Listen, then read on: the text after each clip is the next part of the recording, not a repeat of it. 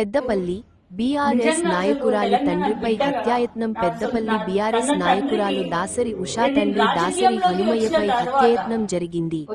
ఎల్ఆర్కే పురం BJP corporator Dheeraj Reddy తన అనుచరులతో కలిసి హత్యాయత్నం చేసినట్లు దాసరి ఉషా చెప్పారు. తనకు ఇవ్వాల్సిన డబ్బులు ఇస్తానని ఆఫీసుకు పిలిపించుకుని రక్తం వచ్చేలా కొట్టారని అన్నారు. దాడిని ఖండిస్తూ తన తండ్రి పరిస్థితి చూసి ఉషా కంట తడి పెట్టుకున్నారు.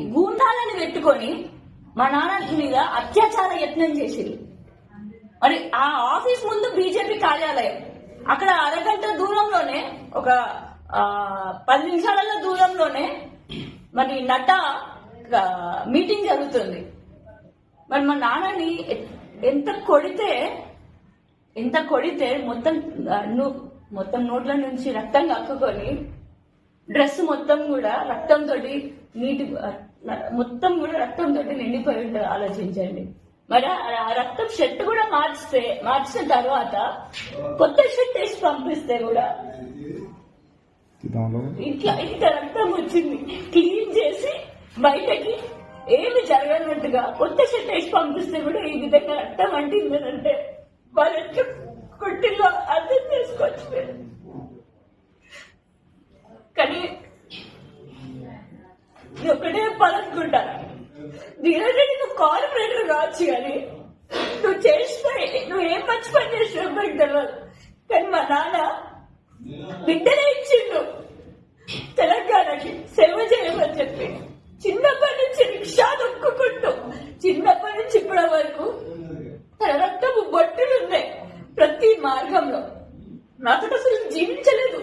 6 నెలలకు ఒకసారి ఇంటికి వచ్చేటోడు. అంత కష్టపడాలి మా బిడ్డలు అంత స్థాయిలో చూడాలి అని చెప్పేసి అంత కష్టపడి రూపాయి పోగు చేసుకుని 50 లక్షల రూపాయలతోటి సొంత గ్రామానికి జిల్లా పరిషత్ హై స్కూల్ కూడా కట్టించింది. నేను దాని పేరు కూడా దాసరి పద్మాలయ జిల్లా పరిషత్ హై స్కూల్.